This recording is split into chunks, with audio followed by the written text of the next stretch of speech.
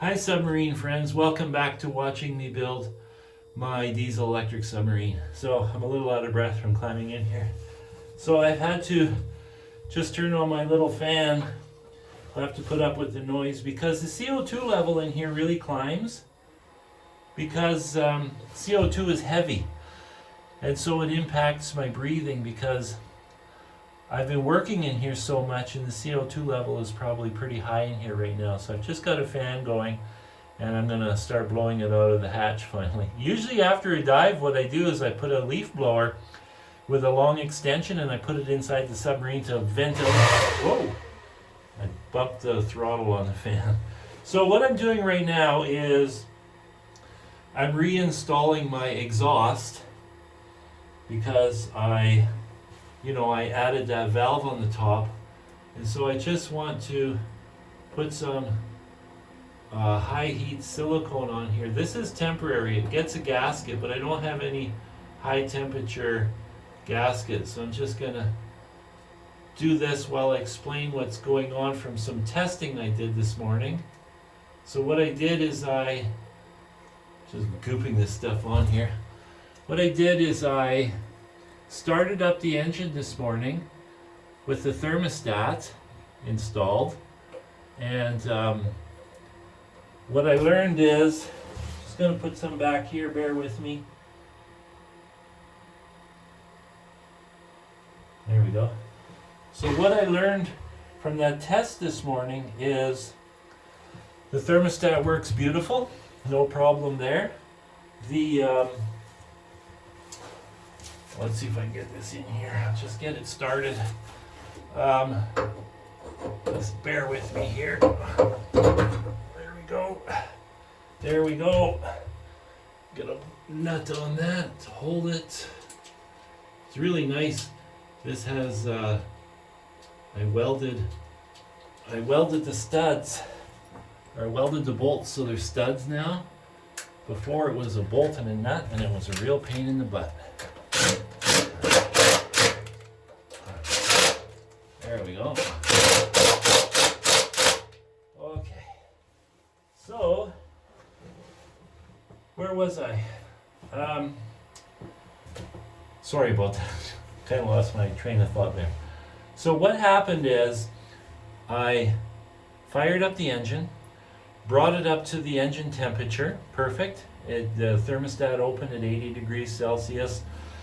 The keel cooler immediately started to warm up because it's not in the water, so keel coolers are useless out of the water. So anyways, cooling system is all terrific, but here's where my problem is.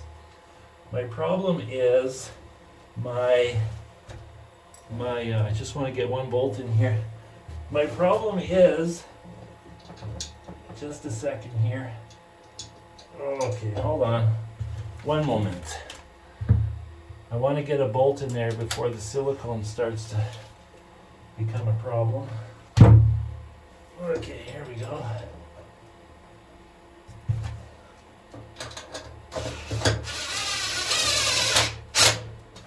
There we go. 1 second. I'll have this on here. 1 second.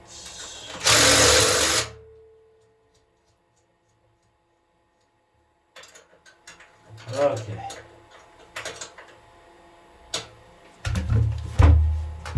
So, I got the engine up to 80 degrees Celsius.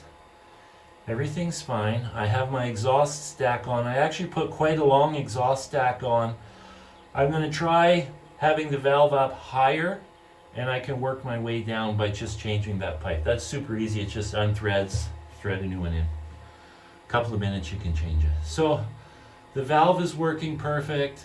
The shutoff is working perfect with the through hull penetrator. All that's fantastic. Couldn't be happier. But the engine compartment is pretty hot.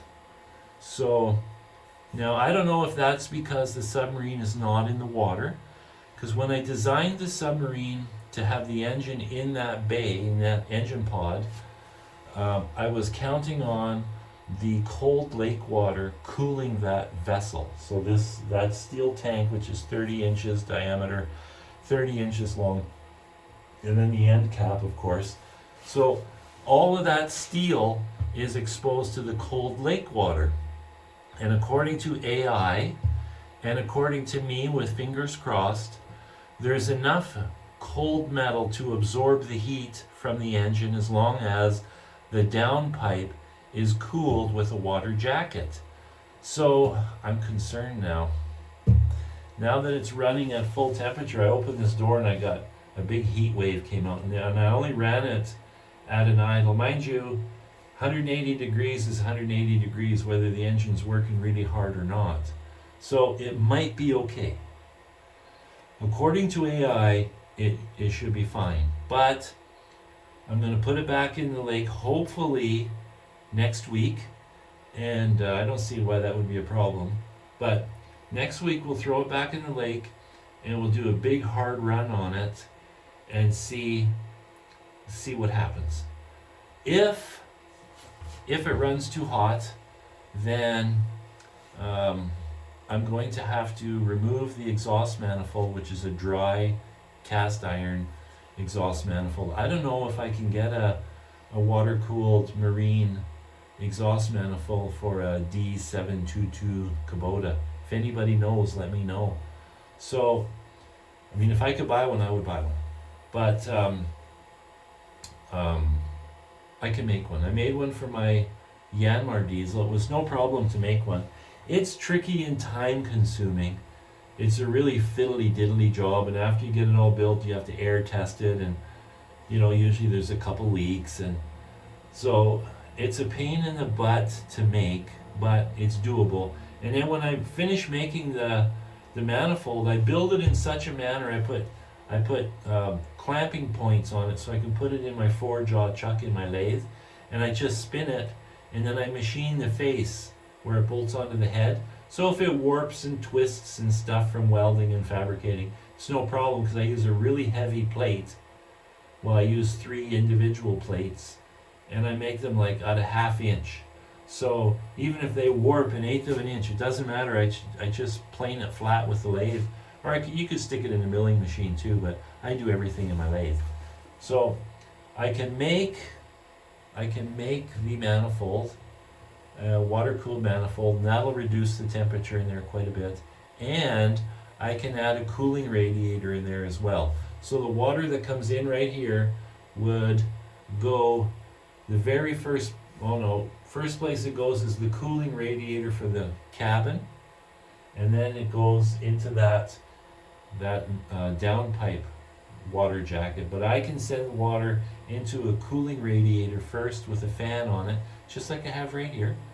And I don't want to give this one up though, because it makes the cabin space very, very comfortable and cool, and that's really important. So I may have to do the same in there. I've got tons of room. I could put all kinds of cooling radiators in there, but I may have to. I don't know what else. I mean, it has to be a proper temperature in there, so we'll see. And what I can do is I can heat shield my flexible coupler, because the wires are fairly close to it. I mean, it's no different than in a car.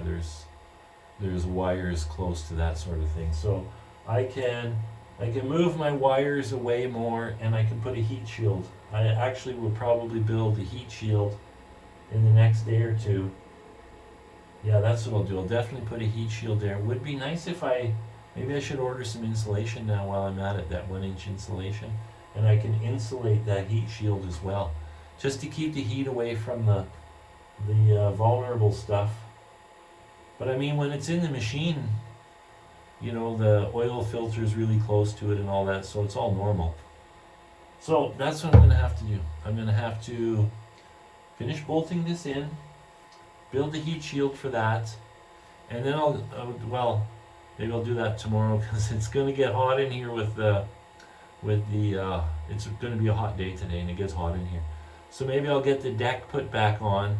And I bought 10 feet of 1-inch heavy hose like this, but 1 inch and heavier, to replace, the other video I made, I talked about I've got all these connection points from the ballast vent to the valve is a rubber coupler, then a pipe, then a chunk of rubber, then to the fitting, the barbed fitting. So now it's just going to be one solid hose. Instead of running those hydraulic lines, before I commit to that, I'm just going to run these hoses. It was only $90 or something for that hose. And so I think that'll be good. I'll use that hose. I think that'll be good. But I'm going to test it. That's the whole purpose of doing all this testing. I mean, you just don't know. So that's what I'm going to do. I'm going to get this put back together and carry on, and I'm not going to worry about this cooling until I do the test. So I got to get her back in the water to do that test. Ciao, guys.